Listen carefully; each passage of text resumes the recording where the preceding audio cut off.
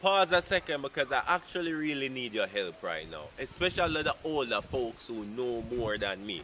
I'm having some issues with social media where I've been growing every day and my pages are getting bigger and bigger. But I've realized that I'm getting more people, but it's like everybody is watching to see what I'm doing every day. Right? Example, on my story, they will have so much people watching on a daily basis because you know your story disappear every day. You have to re-upload something.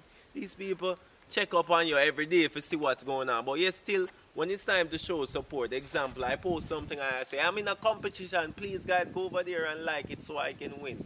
Anything to uplift myself. Please like this post. I'm doing something with a brand. They don't do it. Why are you watching it if you don't want to show any love, no support? Like, when it's time to deliberately do something, you're not doing it. Remember, social media views don't pay us in the Caribbean. Okay, the only way we have to find our other means to get paid. So you can really help us, and you don't just comment in the comment section and let me know what you think and why they're doing this.